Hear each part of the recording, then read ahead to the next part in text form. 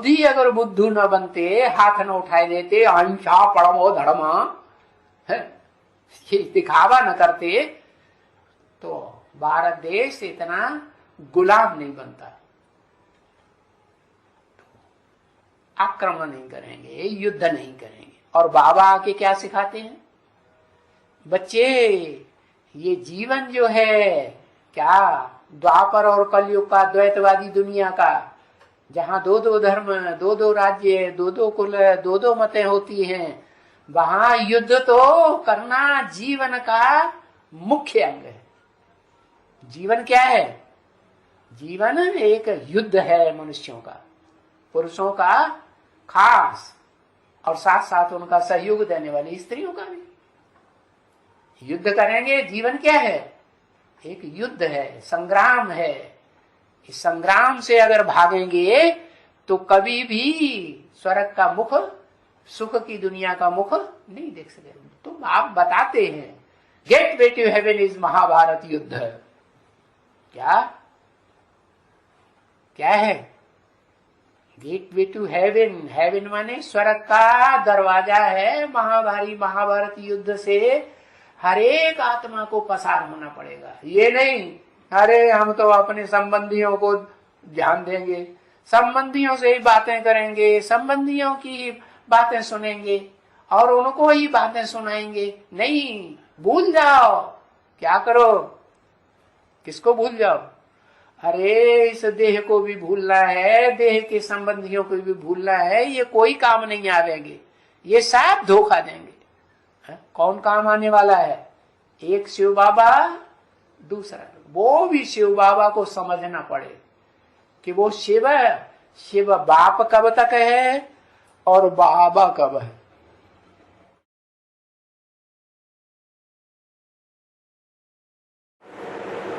गीता में तो अर्जुन को उपदेश दिया है, क्या करो है, युद्ध करो। सच्चाई की जो बरखिलाफी करते हैं, असत्य के रास्ते पर जो हैं, उनसे टकराना है या भाग जाना है? इसलिए महाभारत गृह युद्ध सामने खड़ा है। Gate way to heaven is Mahabharat. ये महाभारत युद्ध स्वर्ग के गेट खोलता है। इस गेट में वो ही पसार हो सकेंगे, जा सकेंगे। गेट से गुजरकर वही जाएंगे जो युद्ध में शरीक होंगे।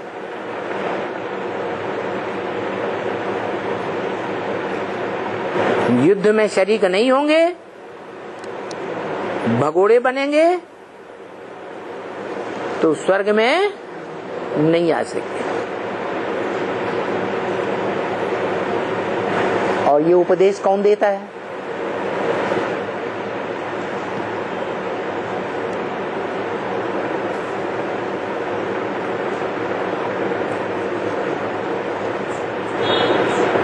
कौन है सेना नायक? है इस रूहानी मिलिट्री का मार्शल कौन है? शंकर को बताया मार्शल।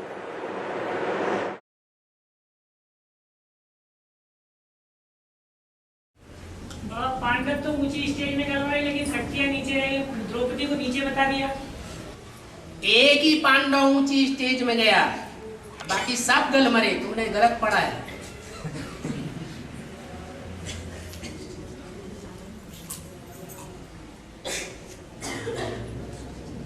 वो कैटेगरी है पांडवों की, ऐसे नहीं एक ही युधिष्ठिर था। आदि से लेकर के अंत तक जो माया का युद्ध है वो बढ़ता रहेगा या कम हो जाएगा? बढ़ता ही रहेगा। 500, 600, 700 करोड़ मनुष्य आत्माएं, सबको युद्ध लड़ना पड़ेगा। कोई भी मनुष्य आत्मा ऐसी नहीं है जो एक जन्म के लिए सुखरूपी स्वर्ग में न जावे। तो गेटवे टू हैप्पीनेस क्या बोला? महाभारत।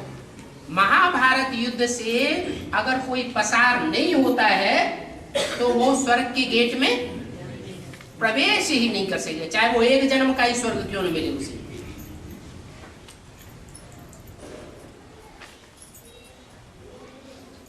इसलिए युधिष्ठिर जैसी क्वालिटी की जो भी आत्माएं हैं आदि से अंत तक युद्ध में स्थिर रहेंगी, अपना नाम सार्थक करेंगी, वो ही जीते जी स्वर्ग में जाएंगे, बाकी स्वर्ग में नहीं जाएंगे, उनका शरीर छूट जाएगा, क्योंकि देहभान को पूरा गला नहीं सकेंगे।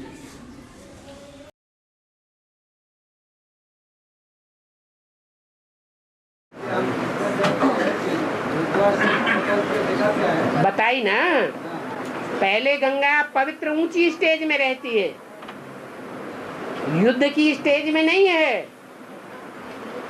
युद्ध करना ऊंची स्टेज है, यह युद्ध से परे होकर के स्टेज बनाना अच्छी बात है। युद्ध की स्टेज नहीं होनी चाहिए, लेकिन गंगा की बुद्धि में भी बैठता है। Gateway to heaven is Mahabharat. जब तक महाभारी महाभारत युद्ध से पसार नहीं होंगे, ये सत्य और असत्य का युद्ध है, तब तक हमारी आत्मा को प्राप्ति होने वाली नहीं है। फैसला ही नहीं होगा हमने धर्म का साथ दिया या अधर्म का साथ दिया।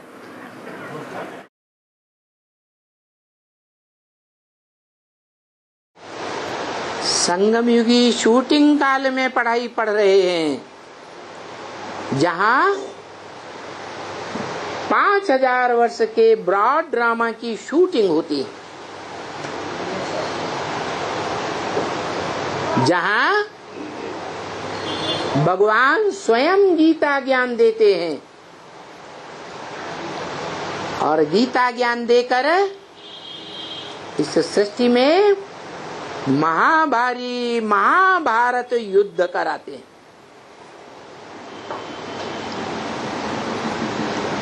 बताते हैं कि इस युद्ध में सबको पसार होकर जाना पड़ेगा।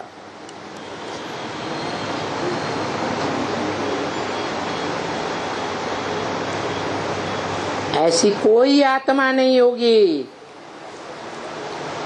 जो इस युद्ध से क्रॉस करके आगे न बढ़े।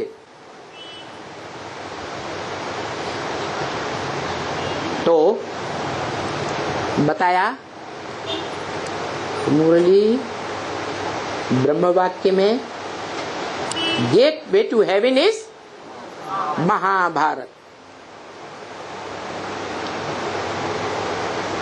स्वर्ग का गेट महाभारत युद्ध है।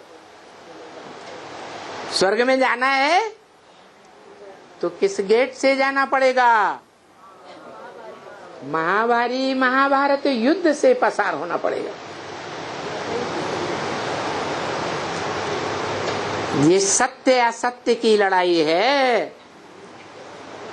क्या? धर्म और अधर्म का युद्ध है। दुनिया में अनेक प्रकार के जब धर्म फैल जाते हैं धर्म पिताओं के द्वारा, तब भगवान आकर गीता ज्ञान सुनाते हैं। सर्वधर्मान परित्यज्य, क्या? सब धर्मों को त्याग दे।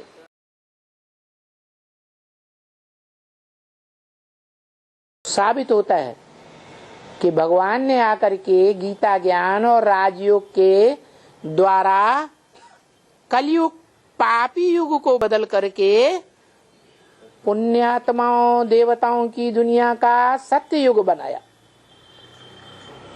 कैसे बनाया?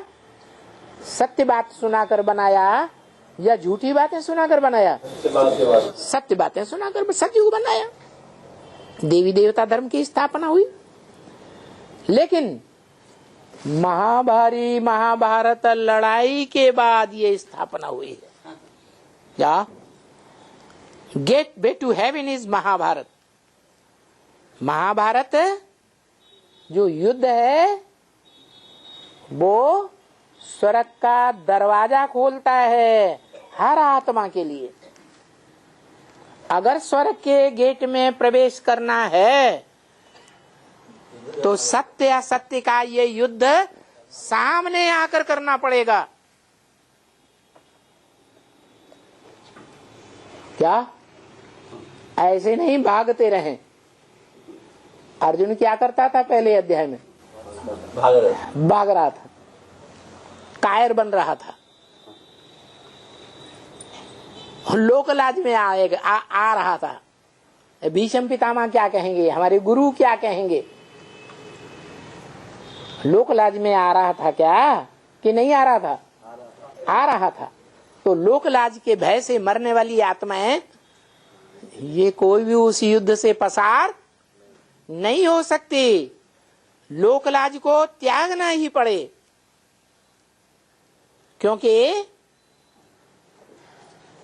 ये महाभारत के बाद सतयुग आने वाला है। इस लड़ाई के बाद आदि सनातन देवी देवता धर्म की स्थापना होनी है। आसुरी दुनिया का विनाश हो जाएगा। उसके बाद नई दुनिया देवताओं की प्रत्यक्ष होगी। उसमें भी पहले पहले देवता बनेंगे कि देवता बनने से पहले ब्राह्मण बनेंगे? पहले ब्रह्मा की औलाद, ब्रह्मा मुख वंशावली ब्राह्मण बनना पड़े। कैसे ब्राह्मण? जो ब्रह्मा के मुख से निकली हुई बातें हैं, पत्थर की लकीर। ब्रह्मं वाक्यम जनार्दनम, ब्रह्म वाक्य। उन ब्रह्म वाक्यों को मानना पड़े, जानना पड़े और उन ब्रह्म वाक्यों पर चलना भी पड़े।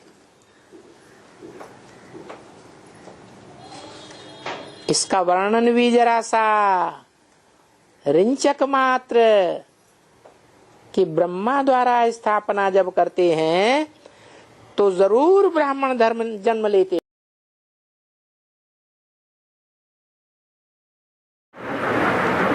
टाइम के अनुसार अभी बोला अव्यक्त बाप दादा ने कि जो कार्य है समझाने का वो पूरा हुआ।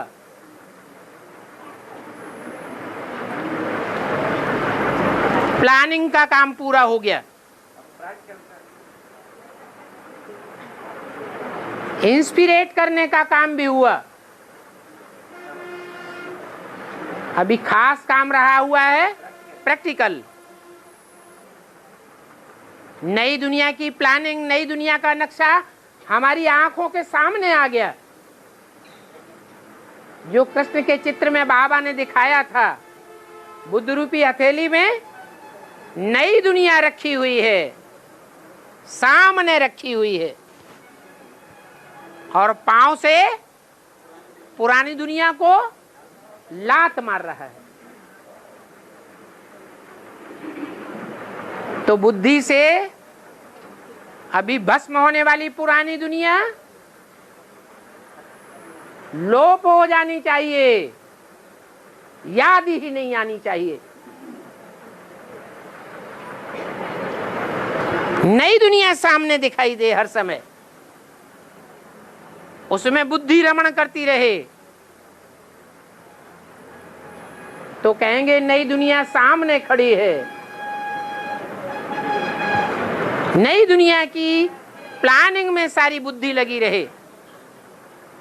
अभी वो प्लानिंग भी पूरी हो चुकी। अभी क्या करना है? नक्शा बन गया, मकान का नक्शा बन जाता है, नक्शा पास हो जाता है तो क्या करते हैं? मकान बनाना प्रैक्टिकल में शुरू कर दिया जाता है। मकान बनाते हैं तो पहले पहले फाउंडेशन डालते हैं। फाउंडेशन के लिए भी बता दिया। नई दुनिया की सौगात तुम बच्चों को बाप दादा ने दे दी।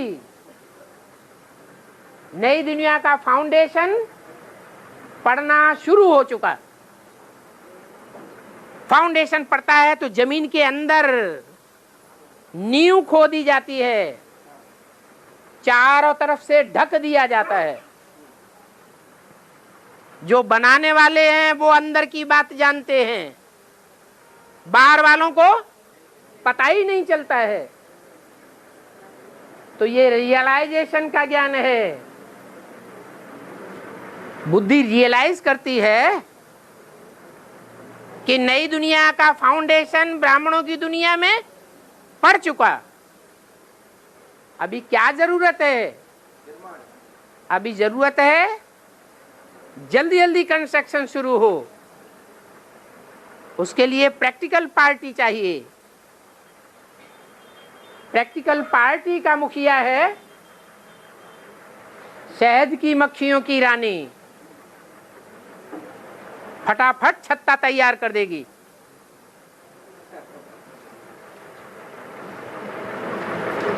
भागवत शुरू हो जाएगी।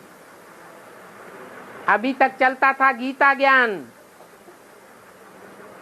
गीता पाठशालाओं में गीता पाठ करने वाले ब्राह्मण भी उड़ने लगे और सुनने वाले भी उड़ गए। कोई गीता ज्ञान नहीं सुनना चाहता। गीता ज्ञान सुनने के लिए जैसे रुचि ही नहीं है। तो फिर अभी क्या चाहिए? गीता ज्ञान के बाद होती है भागवत। तो रानी मक्खी निकलनी चाहिए। रानी मक्खी निकलेगी तो पीछे पीछे सारा झाड़ मनारा बनाकर उड़ेगा। अभी तक क्या हुआ?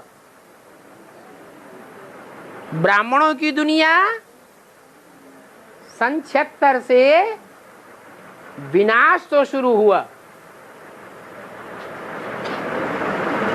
लेकिन ब्राह्मणों की दुनिया का बाहरी परकोटा टूटा, किले की बाहरी प्राचीर टूटी, बाहरी दीवार टूटी। घर गृहस्थ में रहने वालों को एडवांस ज्ञान मिला, बेसिक ज्ञान छूट गया। एडवांस में आकर के सरेंडर होने लगे। बाहर की दीवार टूट गई बेसिक ब्राह्मणों की दुनिया की, लेकिन अंदर की दीवार टूटी। अंदर की दीवार माना जो सरेंडर्ड वर्ग है बेसिक ब्राह्मणों की दुनिया में, वो दीवार टूटी नहीं टूटी। जब वो दीवार टूटेगी तो उनके ऊपर जो कब्जा रखने वाले हैं उनको क्रोध आएगा या नहीं आएगा? जोर से क्रोध आएगा। उल्टे पलटे काम करने लग पड़ेंगे। भागवत की आवाज निकल जाएगी चारों ओर।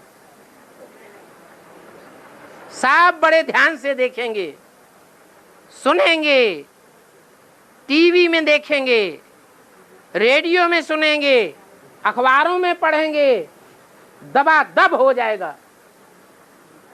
चर्चा ही चर्चा का विषय हो जाएगा। ऐसी भागवत शुरू हो जाएगी।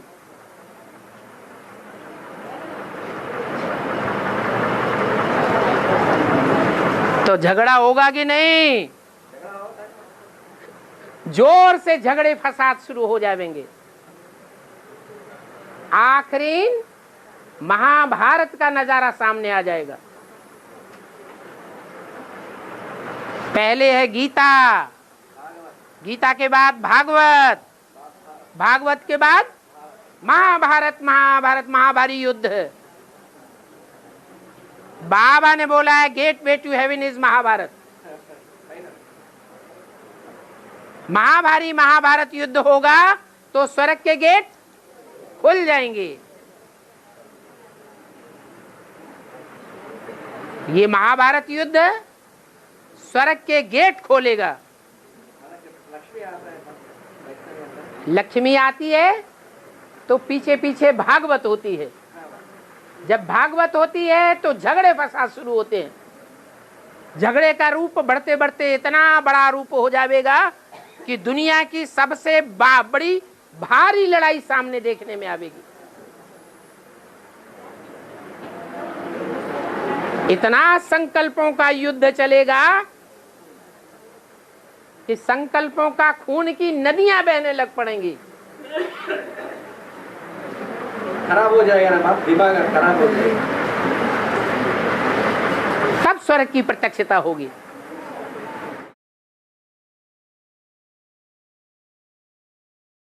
जिन्होंने जैसा पुरुषार्थ किया उस पुरुषार्थ के अनुसार उनको प्राप्ति होती है। फिर भी देखो 21 जन्म में आकर के जन्म लेने वालों की कितनी बड़ी कमाई है। और जो यहाँ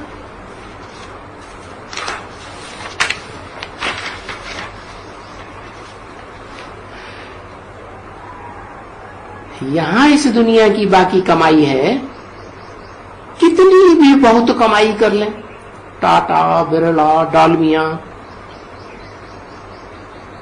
वो सब मिट्टी में मिल जाने वाली है। क्यों?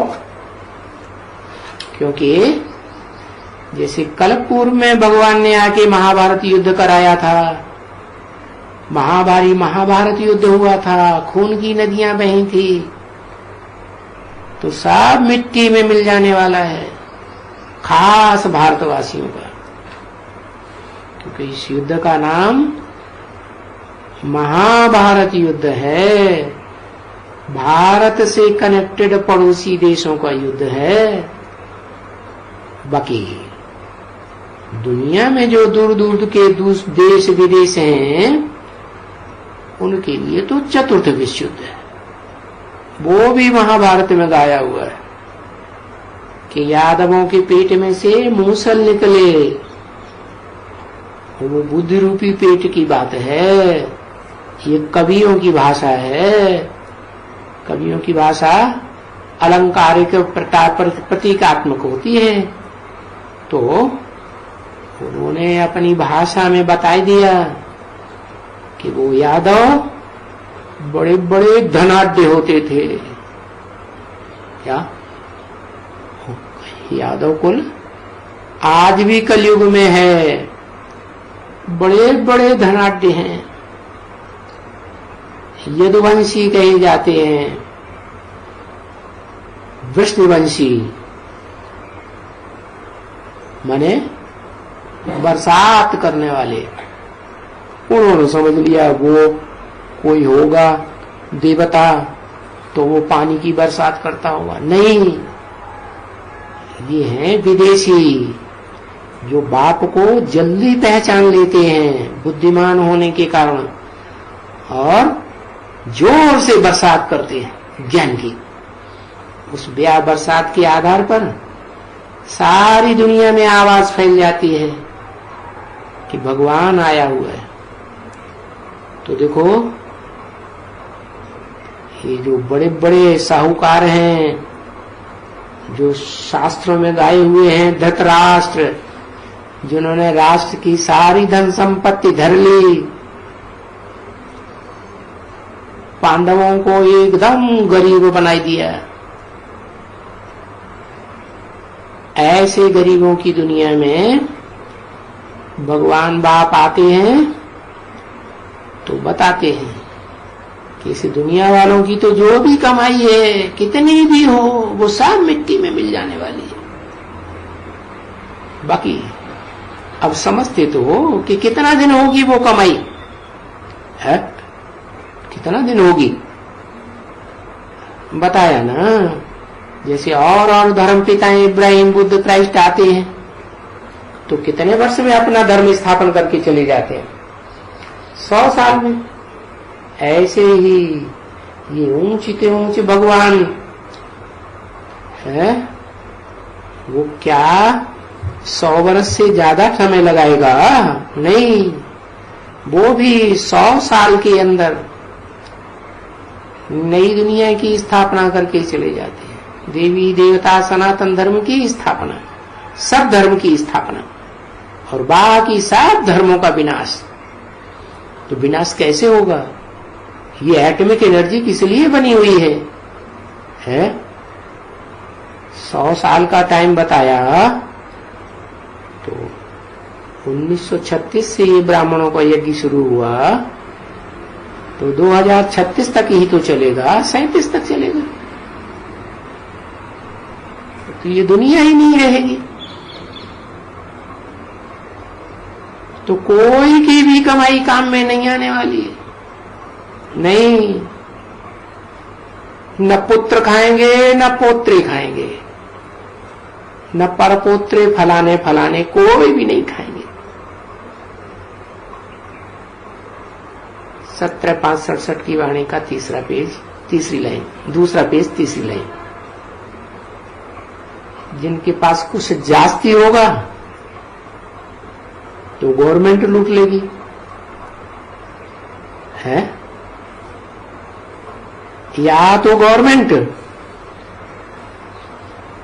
लोन में ले लेगी, फिर कुछ भी वापस नहीं करना पड़ेगा। महाभारत युद्ध होगा ना, खून की नदियां बहेंगी ना, ढेर के ढेर मरेंगे, कौन वापस लेगा? गवर्नमेंट्स बड़ी चालाकी करेगी, भ्रष्टाचारी गवर्नमेंट होगी ना।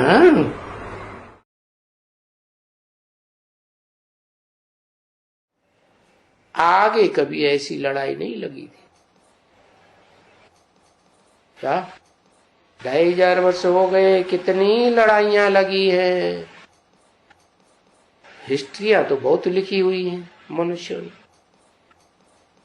लेकिन इतनी बड़ी लड़ाई जो अब लगने वाली है वो पहले कभी नहीं लगी। इसका नाम ही है महाभारी महाभारत लड़ाई। भारत का नाम क्यों डाल दिया है? महाभारी रसिया लड़ाई रख देते, महाभारी यूरोपीय लड़ाई रख देते, अमेरिकन लड़ाई। अमेरिका वाले ज्यादा गड़बड़ मचा रहे हैं, ज्यादा अपनी दादागिरी दिखा रहे हैं, तो अमेरिका निमित्त होना चाहिए ना। भारत का नाम क्यों दे दिया है? क्योंकि भारत से ये लड़ाई निकलती है। भारत जितना दुखी होता है कलयुग के अंत में आकर के, उतना और कोई भी दुखी परेशान नहीं होता। और किससे परेशान होता? दूसरों से नहीं। आत्मा अपना ही शत्रु, अपना ही मित्र। तो आत्मा स्वयं ही अपना विनाश करती है, अपना उद्धार करती है अपने आप से ही। क्योंकि पत्थर बुद्धि बनती है तो देहभान बहुत बढ़ जाता है, अहंकार।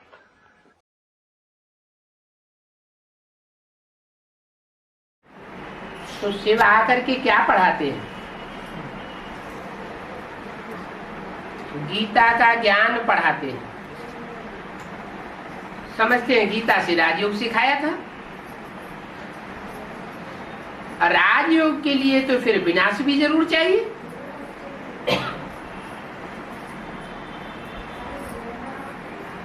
जब राजयोग सिखाया था तो महाभारी महाभारत गृह युद्ध हुआ था, बड़ा भारी विनाश हुआ था। क्योंकि राजयोग है सतयुग के लिए, अभी तो है झूठ खंड, झूठ युग। सतयुग में तो बहुत थोड़े होंगे, और झूठ खंड में तो बहुत जास्ती होते हैं। सच्चे थोड़े होते हैं या झूठे थोड़े होते हैं? सच्चे थोड़े होते हैं। झूठों की संख्या कलयुग में बहुत होती है। तो सतयुग में जो छोटी दुनिया होगी, वहां इतने सब थोड़े ही जाएंगे। आज की दुनिया तो झूठों से भरी पड़ी है, तो विनाश जरूर चाहिए, जरूर पुरानी दुनिया का विनाश चाहिए। उसके लिए ये महाभारी महाभारत लड़ाई है।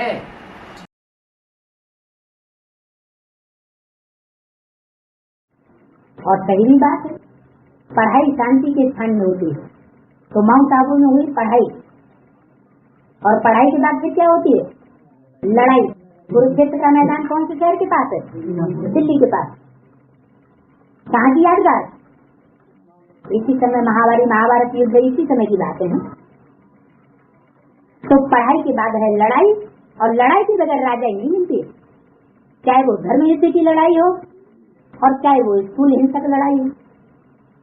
स्थूल हिंसक लड़ाई से जो राजाई स्थापन की वो क्षणभंगुर राजाई, और जो धर्म युद्ध के द्वारा, जैसे बाबा ने बोला हुआ है, gate way to heaven is Mahabharat, यानी महाभारी महाभारत लड़ाई ही करके गेट खोलेगी। तो जो इस महाभारी महाभारत धर्म युद्ध से पसार नहीं होगा, वो स्वर्ग के गेट में प्रवेश नहीं कर सकता। कोई कहे कि हम क्षत्रिय नहीं बनेंगे, हम तो राजा बनेंगे। तो जब युद्ध ही नहीं करोगे तो राजा कहाँ से बन जाओगे? जब बाबा आकर के 3 धर्मों की स्थापना करता है तो हम किसी एक धर्म को निष्पक्ष क्यों साबित करें? जो ब्राह्मण बनते हैं वही क्षत्रिय बनते हैं त्रेता में, और जो क्षत्रिय बनकर के युद्ध करते हैं माया से, मायावियों से, वो सिर्फ देवता बनते हैं। फेल हो जाते हैं तो क्षत्रिय के क्षत्रिय रह जाते हैं। अगर युद्ध में पसार हो गए, पास हो गए, तो फिर चैन की बंसी बजाते हैं, कभी लड़ करके कभी में आते। तो हमको सूर्यवंशी पहले बनना है, सिर्फ चंद्रवंशी बन करके रह जाना? हमको बनना तो हमारा लक्ष्य तो सूर्यवंशी बनने का है ना। तो जब सूर्यवंशी बनने का लक्ष्य है तो जरूर परमात्मा बाप जो हमको सूर्यवंश, चंद्रवंश और ब्राह्मण धर्म की, ब्राह्मण वंश की स्थापना कराए रहा है, उन तीनों प्रकार के धर्मों को समझना है, तीनों प्रकार के वंश को समझना है। तो यहाँ कैसे ब्राह्मणों की दुनिया में वो वंश स्थापन हो रहे हैं।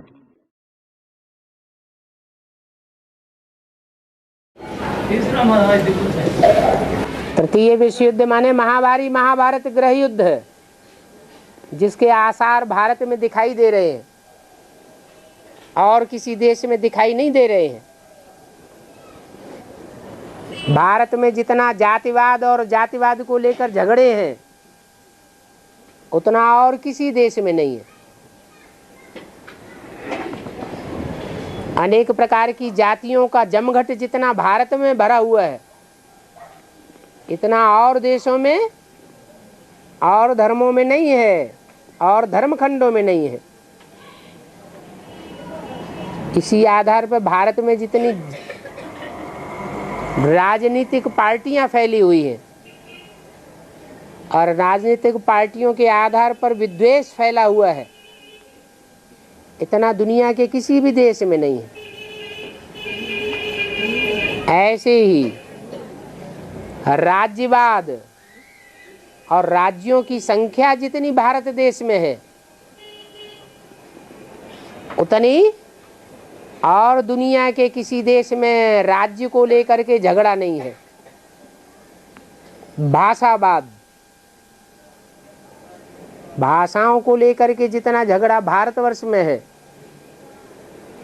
मुठभेड़ है, उतना दुनिया के और किसी देश में भारत भाषाओं का झगड़ा नहीं है।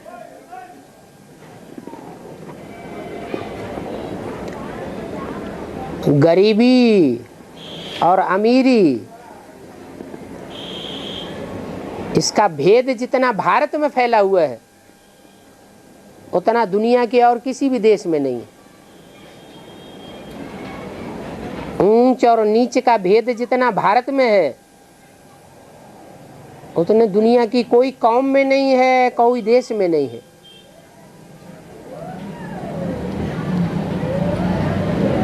इतनी भिन्नताओं के बीच में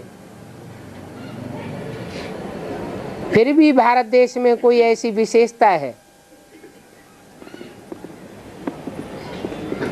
जो यहाँ का प्रजातंत्र शासन में आज तक भी मिलिट्री शासन नहीं चला है, और वही पड़ोसी देश पाकिस्तान में कितनी बार मिलिट्री शासन हुआ।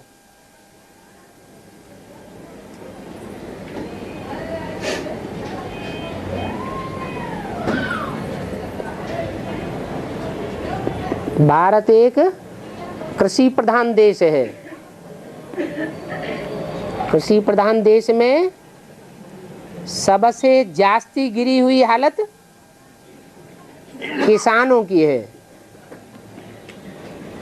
70% खेती करने वाले यहाँ हैं और 30% ऐसे लोग हैं जो दूसरे व्यवसायों पर जीवन यापन करते हैं।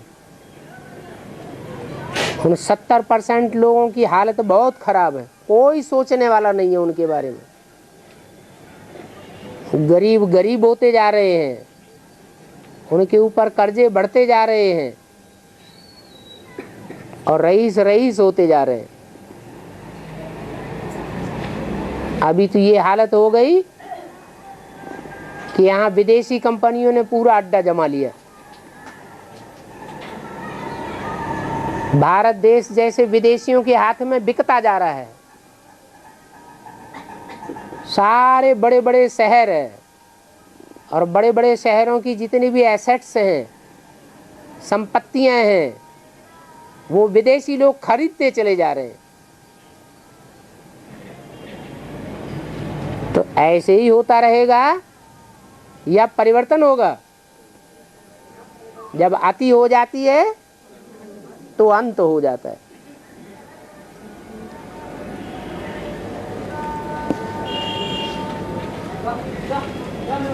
इसलिए भारतवर्ष में सबसे पहले महाभारत गृह युद्ध छिड़ेगा, जो अंदर अंदर अभी धधक रहा है। घर घर में लड़ाई लगी पड़ी है। अभी खून के रिश्ते सब खत्म होते जा रहे हैं। बाप को नहीं पूछता, भाई को नहीं पूछता, बेटा बाप को नहीं पूछता, बहन भाई को नहीं पूछती। किस बात में झगड़ा हो रहा है? संपत्ति को लेकर के सब आपस में झगड़ रहे हैं।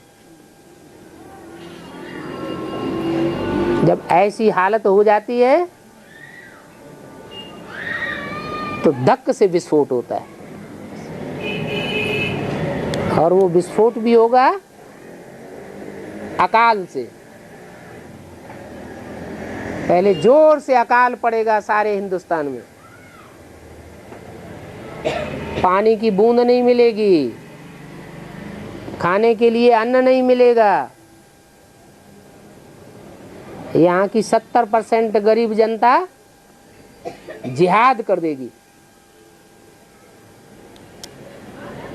फिर मारामारी शुरू हो जाएगी। तो तृतीय विश्व युद्ध होगा भारत में। इसमें भारत और भारत के आसपास के देश सब कूद पड़ेंगे। क्या पाकिस्तान, क्या अफगानिस्तान, क्या चीन और क्या तिब्बत।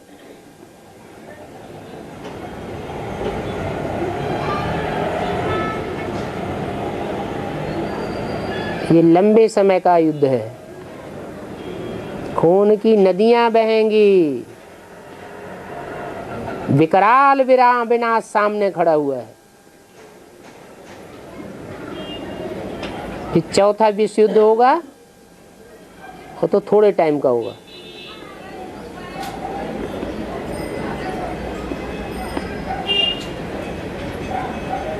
तो कितने साल गुजर गए अभी? 70-71 साल हो गए। अभी बहुत थोड़ा समय बचा है। विनाश सामने खड़ा हुआ है।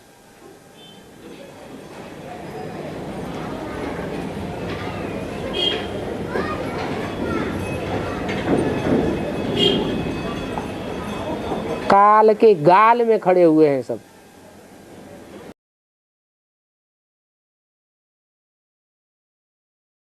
लेकिन बाबा, महाभारत के युद्ध में निर्दोष भी मारे जाते हैं। महाभारत के युद्ध में निर्दोष भी मारे जाते हैं ना? हाँ। क्यों मारे जाते हैं? अरे गेहूं पीसा जाएगा तो घुन भी पिसेगा कि नहीं है? जो कौरवों का सहयोग देंगे वो मरेंगे या नहीं? है? और जो पांडवों को धोखा देंगे वो मरेंगे या नहीं? अभिमन्यु क्यों मरा? क्या धोखा दिया? पूरी पढ़ाई नहीं पढ़ा। हाँ, अधूरी पढ़ाई पढ़ करके और युद्ध में कूद गया अभिमान दिखाने के लिए, मैं भी कोई हूं, भगवान का शिष्य हूं, भगवान कृष्ण मेरा गुरु है, मेरा बाप अर्जुन जैसा महारथी है। तो ये देह अभिमान हुआ या आत्माभिमान हुआ? देह अभिमान। पढ़ाई पूरी पढ़नी चाहिए ना।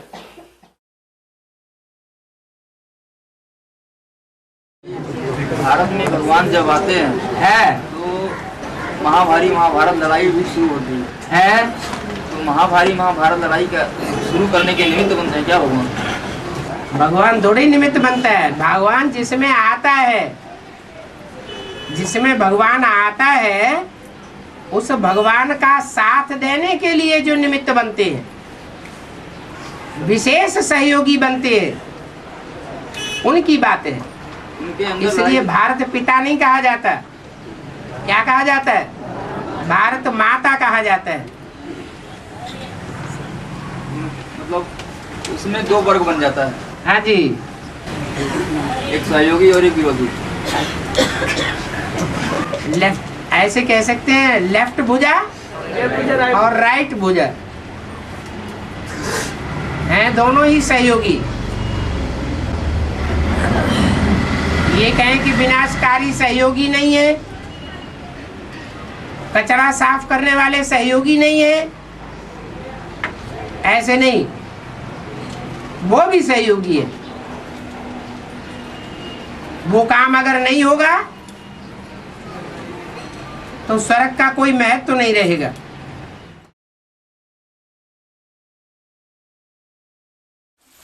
ये भी तुम जानते हो,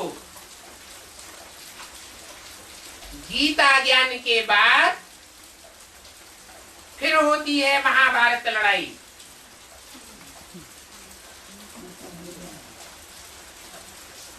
पहले गीता ज्ञान सुनाया जाता है। भक्ति मार्ग में जहाँ जहाँ गीता चलती है तो उतनी भीड़ इकट्ठी नहीं होती है। फिर गीता का ज्ञान बुद्धि में बैठता है तो भागवत होती है। पहचान होती है तब तो भागवत होती है। बिना पहचान के तो कोई भागेगा नहीं। और भक्ति मार्ग में ये निशानी दिखाई गई है कि जहां जहां भागवत होगी वहां भीड़ इकट्ठी हो जाएगी। कहाँ की शूटिंग है? अभी गीता ज्ञान सुनाया जा रहा है तो कोई नहीं इकट्ठे होते, पब्लिक की भीड़ नहीं लगती है। भीड़ फिर भी भक्ति मार्ग के टंट घंट में लगी हुई है। फिर जब भागवत होगी तो भागवत का रिजल्ट क्या आवेगा? भागवत होगी, भागेंगे घर बार छोड़ छोड़ करके, तो फिर महाभारत युद्ध लग जाएगा।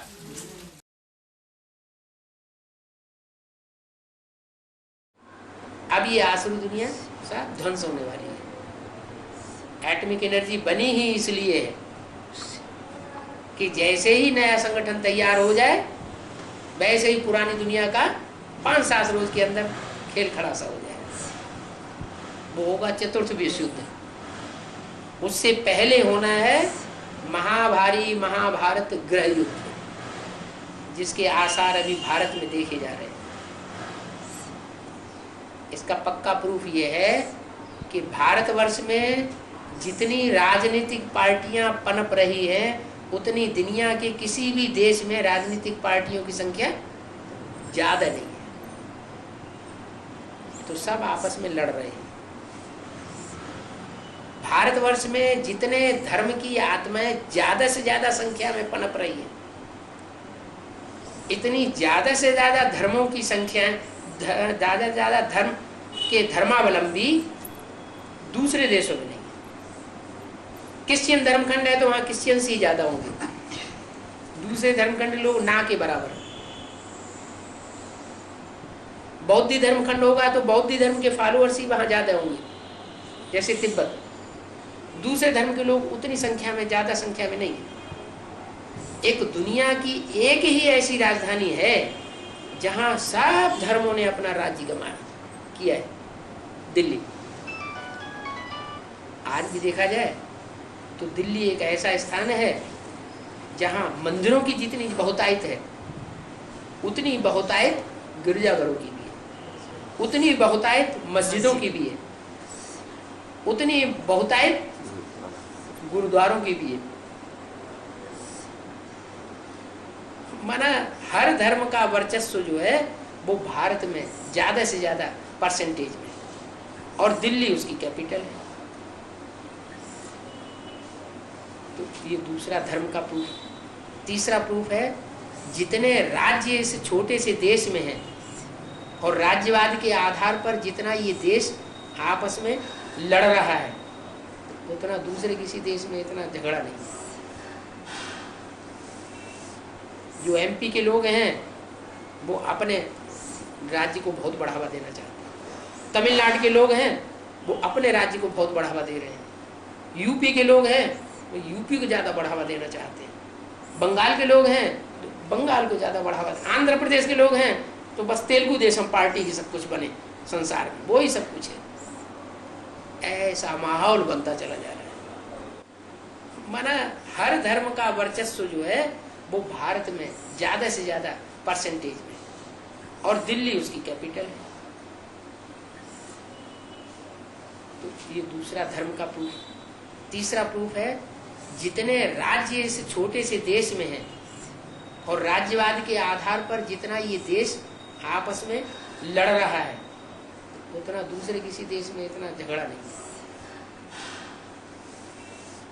जो एमपी के लोग हैं वो अपने राज्य को बहुत बढ़ावा देना चाहते हैं, तमिलनाडु के लोग हैं वो अपने राज्य को बहुत बढ़ावा दे रहे हैं, यूपी के लोग हैं वो यूपी को ज्यादा बढ़ावा देना चाहते हैं, बंगाल के लोग हैं तो बंगाल को ज्यादा बढ़ावा, आंध्र प्रदेश के लोग हैं तो बस तेलुगु देशम पार्टी की सब कुछ बने संसार में, वो ही सब कुछ है। ऐसा माहौल बनता चला जा रहा है। राज्यवाद के आधार पर बहुत अंदर अंदर आग भड़क रही है।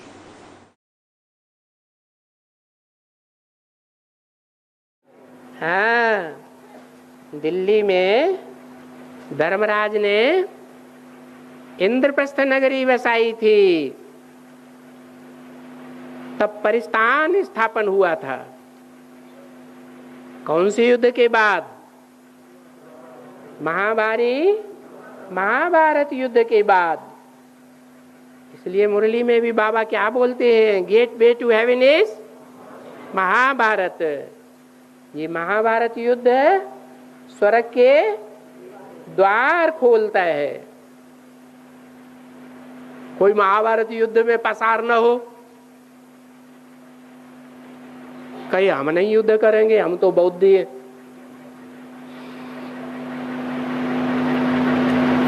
तो स्वर्ग में जाएगा है? नहीं जा सकता। और वो महाभारत युद्ध हिंसक युद्ध था या माया का युद्ध था? है? माया का युद्ध था। अरे माया का युद्ध था तो अर्जुन वो युद्ध करने से डरता क्यों था? मना क्यों कर दिया है? मैं युद्ध नहीं करूंगा। तो बाबा कहते, अरे एक अर्जुन की बात नहीं है, ये तो अपने सद्भाग्य का अर्जन करने वाले ढेर के ढेर अर्जुन हैं, जो ब्रह्मा कुमारियों की पढ़ाई पढ़ते हैं तो मना कर देते हैं, मैं युद्ध नहीं करूंगा। बेसिक ज्ञान में क्या सिखाते हैं? माया का युद्ध करना है माया के युद्ध में सबसे बड़ा युद्ध कौन से विकार का है? काम विकार का। ब्रह्मा कुमारियों के सामने ये बात आएगी तो युद्ध करने के लिए तैयार होंगे या मना कर देंगे? हैं? मना कर देंगे। क्या सन्यासी है? हैं? सन्यासी है। और गृहस्थी? गृहस्थी क्या करते हैं? युद्ध करते हैं या नहीं करते हैं?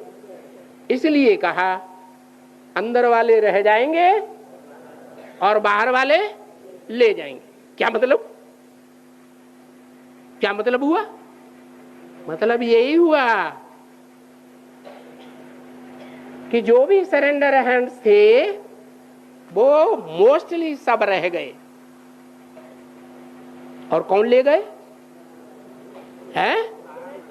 घर गृहस्थ में रह करके जो माया का युद्ध करने में अखाड़े में आकर के निडर होकर के युद्ध करने वाले थे वो विजयी हो गए। क्या ले गए? हैं? क्या ले गए? हैं? अरे ज्ञानामृत ले गए। अमृत पी करके देवताएं क्या बने? अमर बने। तो देखो उन सफेद कपड़े वालों सन्यासियों ने नहीं पाया। किसको? ज्ञान को, भगवान के उस ज्ञान को जो ज्ञान भगवान आकर के देते हैं। ज्ञान माने जानकारी। सच्ची जानकारी दुनिया में कौन देता है? सारी दुनिया में सब झूठे, असंख्य चोर, हरामखोर। तो कौन सच्चाई बताएगा? एक भगवान शिव ही है जो श्रीमद् भगवत गीता सुना करके गीता ज्ञान देते। लेकिन भक्तों ने क्या कर दिया गीता में? हैं? अरे हिंसक युद्ध दिखाई दिया। दो सेनाएं हिंसा करने के लिए आपस में खड़ी हुई थी और उनके बीच में भगवान ने ज्ञान सुनाया। अब कौन सी दो सेनाओं के बीच में है बात? है ये कौरवीय सेना, कुरु की संतान। किनकी संतान? कुरु माने क्या है? नहीं, कुरु माने करो करो करो। क्या करो? है? कुरु ने डायरेक्शन दिया, कुरु करो। तो जो फॉलोअर है वो क्या करेंगे? हैं? हैं? हाँ, वो हिंसा ही करेंगे। या तो हिंसा करेंगे, लेकिन वो अपने को हिंसक समझते हैं। कहते हैं एडवांस पार्टी वाले बड़े हिंसक हैं। काम विकार की सबसे जास्ती हिंसा देखनी हो तो एडवांस पार्टी वालों के घर में जाकर के देख लो। और हम तो पवित्र रहने वाले हैं। सन्यासी है, सन्यासी पवित्र रहते हैं और गृहस्थी तो अपवित्र रहते हैं। तो देखो भगवान क्या कहते हैं और भक्त क्या समझते हैं। भक्तों ने समझा कोई महाभारी महाभारत हिंसक युद्ध कराया, और बाबा ने क्या समझाया? ये महाभारी महाभारत हिंसक युद्ध की बात नहीं है। काय की बात है? हैं? माया के युद्ध की बात है। और माया कहा ही जाता है 5 विकारों को। और 5 विकारों का भी सरताज कौन? 5 विकारों का सरताज देवान तो उनका बाप हो गया है, काम विकार। तो गीता में कहा जह्येनम पापमानम। क्या? ये जो पाप महात्मा है कौन? काम विकार। इसको तू जीत ले। और जीतने वाला युद्ध में अखाड़े में आएगा ही नहीं। क्या? पहलवान अखाड़े में आए बगैर जीत पालेगा? है? जीत कैसे पाएगा? वो तो डरपोक है। जंगल में चले जाते हैं, घर गृहस्थ को छोड़ देते हैं, तो डरपोक हुए या निडर हुए? डरपोक हुए। भगवान तो सिखाते हैं घर गृहस्थ में रहो, और घर गृहस्थ में रहते हुए भी 5 विकारों के ऊपर जीत पाओ। उनमें भी सबसे पहले जो पहला डकैत है, मुखिया, उसको जीत लो। तो देखो भगवान क्या सिखाते हैं और भक्त क्या समझते हैं। क्या ऐसा उन्होंने क्यों समझा? गीता का भगवान किसको लगाई दिया है? कृष्ण बच्चे को लगाई दिया। अब बच्चा कृष्ण जिसकी मंदिरों में पूजा होती है, वो विकारों से क्या जाने? वो विकारों की बातों को समझेगा? है? अरे बड़ी उम्र वाले समझेंगे, नौजवान समझेंगे, उनसे बड़े हैं वो समझेंगे, या बच्चा समझेगा? बच्चा बुद्धि कैसे समझेगा? नहीं समझा तो हिंसक युद्ध लगाई दिया। अब ब्रह्मा बाबा ने कौन सा युद्ध समझा होगा? कौन सा? हिंसक युद्ध समझ लिया। तो फॉलोअर्स ने भी हिंसक युद्ध समझ लिया। अब बाबा कहते हैं अगर स्वर्ग स्थापन करना है, स्वर्ग में जाना है, तो क्या करना पड़े? तब ही स्वर्ग में जा सकेंगे। है? माया से युद्ध करना पड़े, पक्का पहलवान बनना पड़े। क्या पहलवानी सिखाते हैं? सिखाते हैं कि घर गृहस्थ में रहो, और घर गृहस्थ में रहते हुए भी प्रजापिता ब्रह्मा के क्या बन करके रहो? भाई बहन बन के रहो। भाई बहन बन करके रहने के लिए सबसे धोखा देने वाला अंग कौन सा है? जो काम विकार की शुरुआत कर देता है, आंखें। ये आंखें बड़ी चंचल है, बड़ा धोखा देने वाली है। तो देखना है कि सुबह से लेकर के शाम तक के जीवन में हम भाई बहन ये कितनी भूल करते हैं। क्या कि भाई बहन की दृष्टि लोप हो जाती है। कौन सी दृष्टि आ जाती है? स्त्री पुरुष की दृष्टि आ जाती है। जो स्त्री पुरुष की दृष्टि आ जाती है, ये क्या हुई? विकारी दृष्टि हो गई। आंख से विकृत बनेंगे तो वायुमंडल कैसा बन गया? वायुमंडल विकारी बन गया। विकारी वायुमंडल फिर बाद में खींचता रहता है, बुद्धि को ही खींच के रख देता है। खींच के रखता है या नहीं रखता है? खींच के रख देता है। अब बाप कहते हैं माया का युद्ध करो, तो क्या करें? आंखें नीची करके चले हैं? क्या करें? आत्मिक दृष्टि से देखो, अपन को आत्मा समझो, और जिसको देखो उसको भी आत्मा समझो। आत्मा आत्मा भाई भाई, आत्मा आत्मा भाई भाई समझेंगे तो परमपिता परमात्मा बाप भी याद आएगा। और वो परमपिता परमात्मा बाप कहते हैं कर्म करना है या कर्मधारा को छोड़ देना है? कर्म करना है।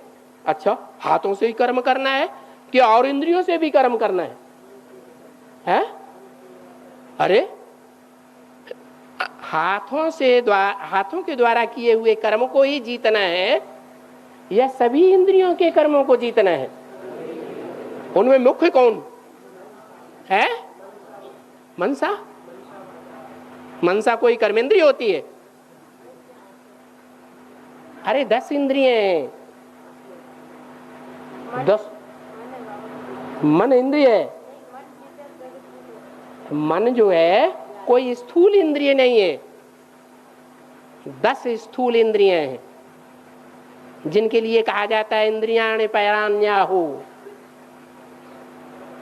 इंद्रियेभ्यः परो मनः। और 10 इंद्रियों का मुखिया कौन है? मन। तो मन जो है वो कहाँ लगाना है? बाप की याद में लगाना है। और अगर ऐसी प्रैक्टिस पक्की कर ली कि बाप की याद में मन लग रहा है तो कर्मेंद्रियों से कोई भी कर्म करेंगे उसका पाप कर्म लगेगा? नहीं लग सकता। इसलिए गीता में लिखा है कि जो योग निष्ठ है वो सारे संसार की भले हत्या ही क्यों न कर दे तो भी उसके ऊपर कोई पाप नहीं लगता। विनाश गाया हुआ है ना सृष्टि का? नहीं है, गाया हुआ है। और विनाश कैसे होता है, स्थापना कैसे होती है? पवित्रता से स्थापना होती है और अपवित्रता से विनाश होता है। तो शंकर के लिए कह दिया शंकर विनाश कराते हैं। क्या शंकर विनाश कराता है? करता है? करता है? हैं? अरे एक तरफ बाबा कहते हैं ज्ञान का सागर। किसको किसको कहा ज्ञान का सागर? है लक्ष्मी नारायण को?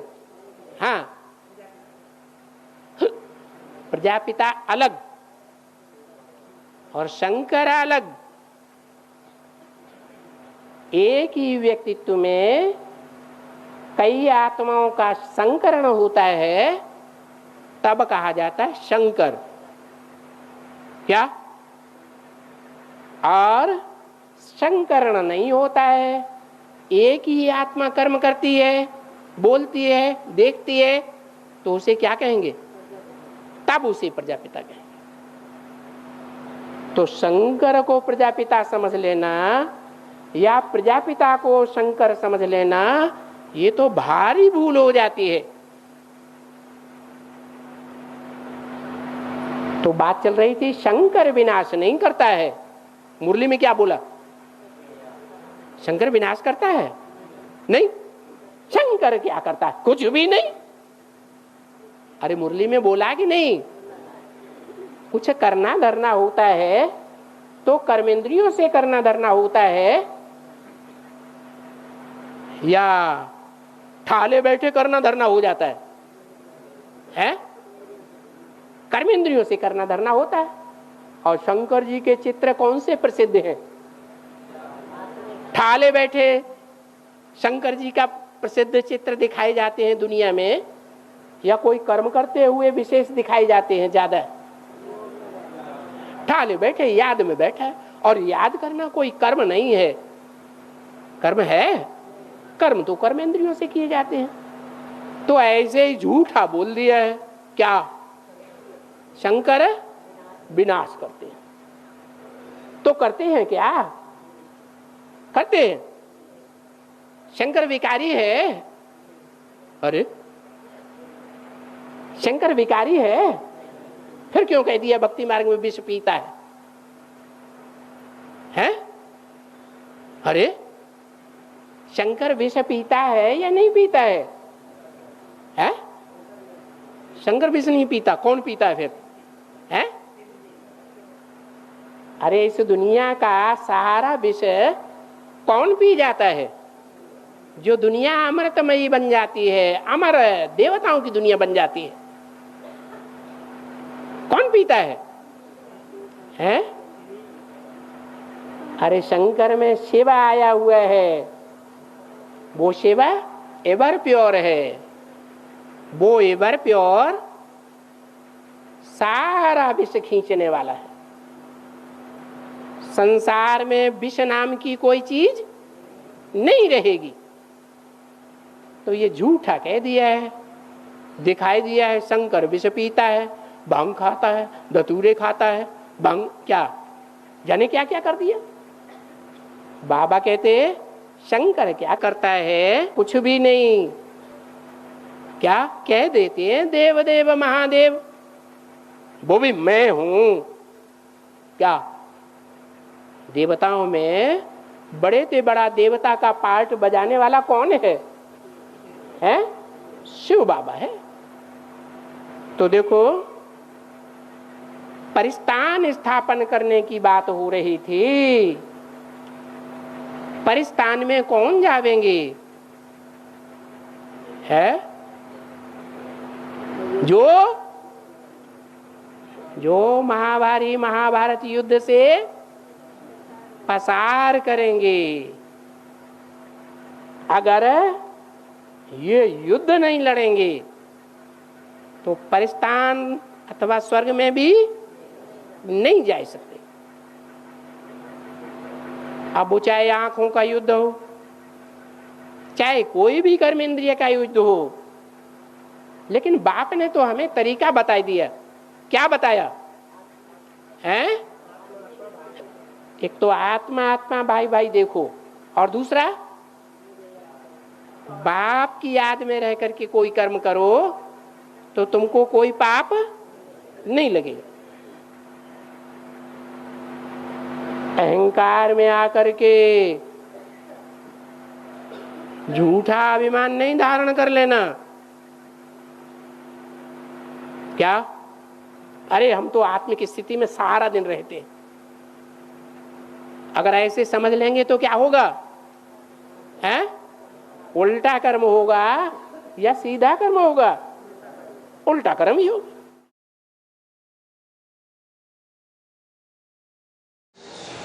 शुद्ध युद्ध पांडवों का अंतिम युद्ध समाप्त होगा तो उस राजधानी से टक्कर लेने वाला कोई भी इस्लामी, कोई भी क्रिश्चियन, कोई भी बौद्धी, कोई भी धर्म का धर्माधीश राज्याधीश उससे टक्कर लेकर के जीत पाएगा? हार ही पाए है? नहीं, हाँ, हार ही यार, हार ही यार, जीतने का सवाल ही नहीं।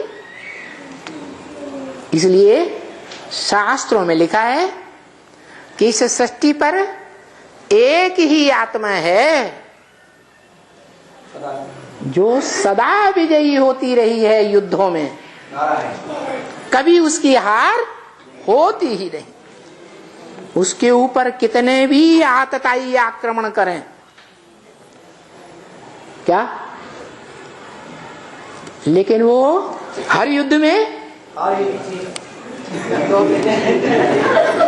राक्षस घुस जाता है। हर युद्ध में जीत ही जीत होगी।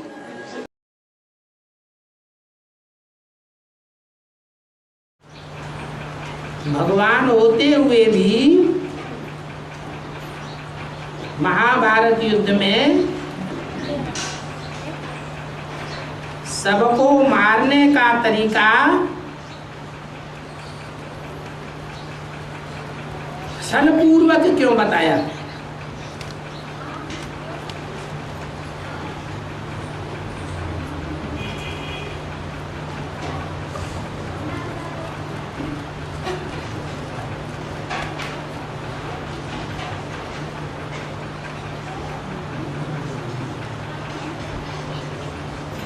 अगर न मारा जाता,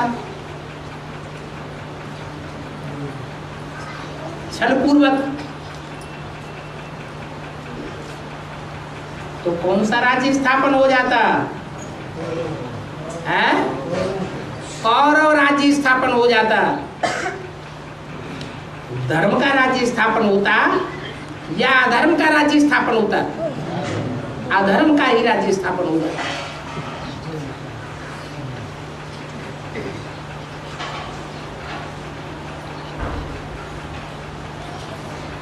दुनिया का विनाश किए बगैर, दुनिया से असुरों का संहार किए बगैर सब धर्म की स्थापना प्रत्यक्ष हो जाएगी।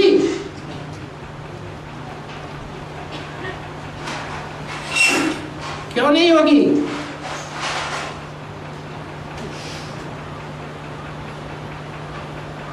क्योंकि ये नियम है,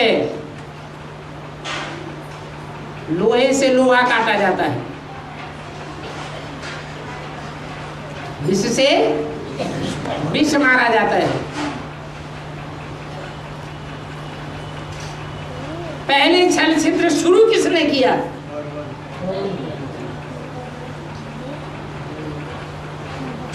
तो गलती करने की पहल किसने की? अगर मान लो पांडव छल छिद्र न भी करते तो क्या कौरव छल छिद्र का आसरा लेने से बाज आते? नहीं आते, और पांडवों को मुंह की खानी पड़ती।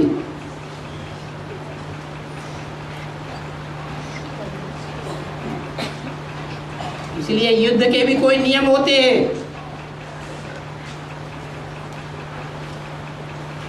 जो अच्छे योद्धा होते हैं, देखते हैं सामने वाले योद्धा के हाथ से तलवार छूट गई, तो क्या करेंगे वो? है? उसके ऊपर वार करेंगे? नहीं करेंगे, दूसरी तलवार लेने का मौका देंगे।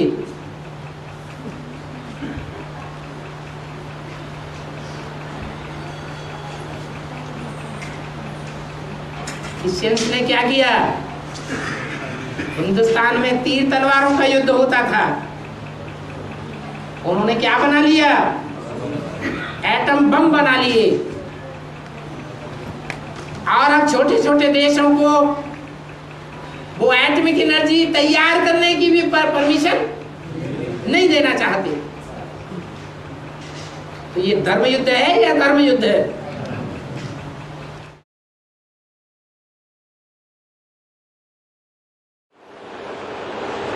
तो बरोबर स्थापना भी विनाश भी महाभारत की लड़ाई के पीछे हेवन के गेट्स खुलते हैं। क्या? Gate way to heaven is Mahabharat.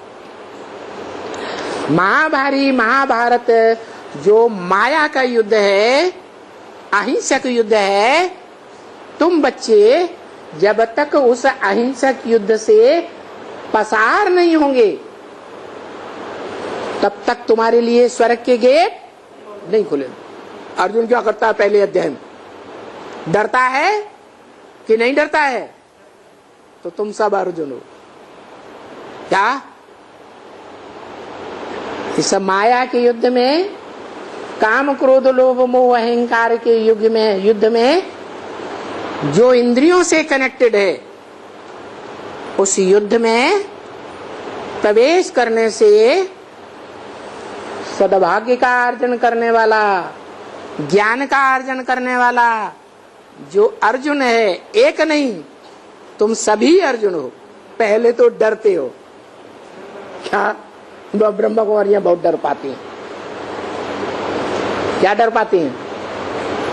पहले से ही हो अल्लाह मचाती है, अरे ये एडवांस पार्टी बड़ी पतित है।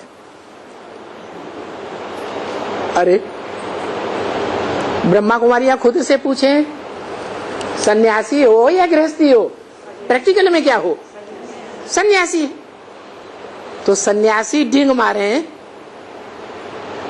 कि हमने इंद्रियों को जीता है, तो वो तो ऐसे ही बात हो गई जैसे 10 साल जेल में रहने वाला बाहर निकले और चिल्लाए मैंने 10 साल ब्रह्मचर्य का पालन किया, तो हंसी की बात है या गंभीर बात है? ये तो हंसी की बात हो गई। वास्तव में जो सन्यासी हैं वो कभी भी इंद्रिय जीत नहीं बन सकते। ये ब्रह्मा, इब्राहिम, बुद्ध, क्राइस्ट, इनके फॉलोअर्स सब सन्यासी हैं। प्रवृत्ति मार्ग के पक्के नहीं हैं। एक प्रवृत्ति तोड़ते हैं, दूसरी निभाते हैं, दूसरी तोड़ते हैं, तीसरी निभाते हैं, चौथी तोड़ते हैं, चौथी निभाते हैं, तोड़ते रहते हैं, निभाते रहते हैं थोड़े अल्पकाल के लिए। तो सन्यासी हुए या प्रवृत्ति मार्ग के पक्के हुए सन्यासी। और शिव बाबा तो बेहद का प्रवृत्ति मार्ग का है। इतनी बड़ी बेहद की प्रवृत्ति है कि वो अपनी प्रवृत्ति में जिनको जिनको अपनाता है उनको कभी भाग जाने के लिए या धक्का देकर के निकालने का निमित्त नहीं बनता। बाबा कहते हैं बच्चे खुद भाग जाते हैं, वो अलग बात है, मैं किसी को धक्का नहीं देता। तो बाप जैसा होगा बच्चे भी वैसे ही होंगे। तो बताया कि तुम सब बच्चे इस महाभारत ग्रह युद्ध है। काहे का युद्ध? ग्रह युद्ध है। क्या मकान को ग्रह कहा जाता है? न ग्रहम ग्रहम इति उच्यते, ग्रहणी ग्रहम उच्यते। क्या ये ईंटों का मकान कोई घर नहीं होता है क्या? कोई भी संगठन उसको घर परिवार नहीं कहेंगे। किसको कहेंगे? गृहिणी गृहम उच्यते। जो घरवाली है, घर के बाल बच्चों को, परिवार को संभालने वाली है, वो ही घर है। तो इस घर गृहस्थ की लड़ाई में जो हिम्मतवान बनते हैं, क्या माया का युद्ध करते हैं। माया के युद्ध में 5 विकार हैं। मुख्य विकार है काम विकार, काम इंद्रिय से कनेक्टेड। उस युद्ध में जो विजयी बनते हैं, क्या कर्म करते, कर्म इंद्रियों से कर्म करते, याद में रहकर विजयी बनते हैं, वो राजा बनेंगे। इंद्रिय जीते जगत जीत, काम जीते जगत जीत। और सन्यासी ब्रह्म कुमारियां ये युद्ध करती हैं कि भाग खड़ी हुई? तो देखो जो इस लड़ाई के पीछे हेवन तैयार होता है, हेवन के गेट्स खुलते हैं और तुम बच्चियां निमित्त बनती हो स्वर्ग के गेट खोलने के लिए। क्यों? बच्चों ने क्या कसूर किया? बच्चे क्यों नहीं निमित्त बनते हैं स्वर्ग के गेट खोलने के? क्योंकि बच्चे सब पुरुष प्रकृति के हैं। पुरुष जो इस दुनिया में हैं वो सब दुर्योधन दुशासन, वो अपना दुर्योधन दुशासन का वर्षा नहीं छोड़ेंगे। इसलिए शिव बाबा किसको निमित्त बनाते हैं? कन्याओं माताओं को स्वर्ग का गेट खोलने के निमित्त बनाते हैं, तब ये स्वर्ग के गेट खुलते हैं। स्वर्ग के गेट खुलते हैं, पावन देश खुलता है।